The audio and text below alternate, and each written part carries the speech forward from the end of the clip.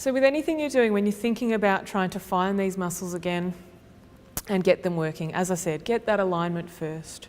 The next thing that you need to be able to do is to breathe, because there's no point drawing in these muscles and not breathing. We need to be able to breathe throughout all our activities. So if we're thinking about creating a stable platform to work from, we need to have breath and freedom of movement within that. So when we normally breathe, what will happen, just in a normal quiet breath, and you can feel it on yourself if you want, is that you'll take a breath in, your tummy will rise up or move out a little bit, and then as you breathe out, your tummy will fall. In terms of what's normal within our pelvic floor region, is as you take that breath in, the pelvic floor, and the tummy moves out and there's more pressure down to the tummy, the pelvic floor will go down a little bit. As we breathe out, it generally comes back up. Okay, so it's important that we use that normal pattern as we're starting to engage the pelvic floor and find where it is. A common thing that people will do when they're trying to find, particularly the pelvic floor, is that they'll kind of suck in and suck everything up. Okay, but that isn't the way that it tends to work. So I usually encourage people to separate their breathing out from the action and do their contraction as they breathe out, and then from there hold that while they keep breathing. Okay, so our breath is important. If you can't do the following exercises and keep breathing, then you need to have a little bit more work. Now, one of the terms that you'll hear very commonly in exercise and fitness is about building core strength. But for me, particularly in pregnancy and in that postnatal recovery, one of the things that we need to do first is actually find those muscles and know how to use them well. We can't build strength if we can't activate them in the right way, in the right patterning at the right time. So forget about strength for the first thing that you do. Think about, am I doing the right action?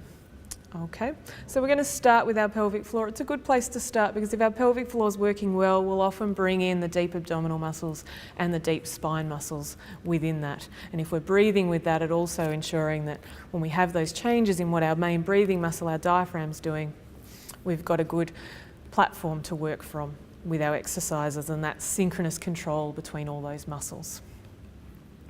So if we're thinking about our pelvic floor, take your thoughts to the three openings beneath you. Now, if you're sitting well on the surface, we're going to start in sitting. Sitting's a good position because you'll be able to feel the lift against gravity.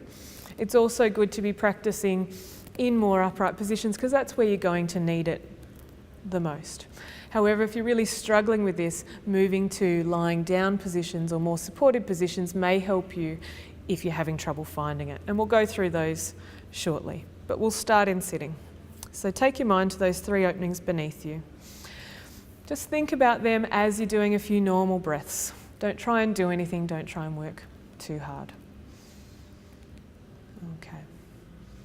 Take a breath in, and then on your breath out, I want you to think about closing off the openings and gently but firmly drawing those openings up and inside. Okay, and then let it go and feel the let go. So we'll try that again. Take a breath in. On the breath out, drawing up those three openings, gently but firmly and inside. Now the pelvic floor isn't it's a strong group of muscles, but it doesn't do huge movements like lifting a whole arm. It moves things a small distance. Okay, so you're not aiming to get all the way up, but you are aiming for a definite lift. So take your breath in. As you breathe out, close off the openings and lift. And what I often tell people is that if you think about an elevator, the closing off of the openings is the door closing, but the thing that's going to get you where you wanted to go is the lift. Okay, so things to be mindful of when you're doing this is again that you are breathing. So you take the breath in, on the breath out, draw up. Once you've got the lift, then try and keep breathing. If you let go and everything, be conscious that you may be splinting and holding your breath as you do it. And we need to be able to breathe and have those changes in pressure from our breathing and be able to control what's happening from underneath to support. Okay. If you notice that you're clenching everything else up, so you're clenching your bottom cheeks together, pulling your knees together, then you're more likely to be using big muscles of your thighs and your bottom rather than those smaller, more internal muscles. Okay, so it's gentle, but it's also firm Okay, so it's a bit different than doing some of the usual exercise you'd be used to doing, doing big movements with your body. Much more subtle, draw up and lift. And you should be able to feel, as I said, a lift and then a definite lowering of that lift when you want it to let go. Okay, so once you feel comfortable with that, start to get a feel for what's happening. If you're still struggling, there's some other cues that might work for you. So let's take a breath in. As you breathe out, think about drawing your back passage forward and up.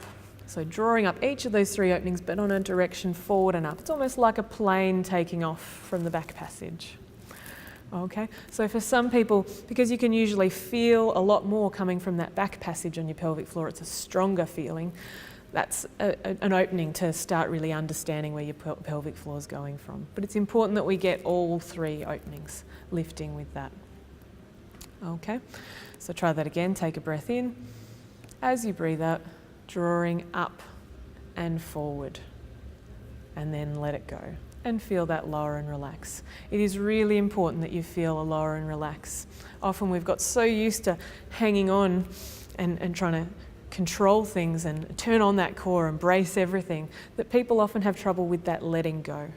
So I want you to feel a definite up and a definite down, because we not only need to be able to turn it on, we also need to be able to turn it off. So for those of you that are pregnant, it's important that we know how to relax it to give birth. And for everyone else, it's important that we know how to relax it when we are going to use our bladder and bowels as well. We don't want it to be turned on and tense the whole time, because tension doesn't equal better control and strength.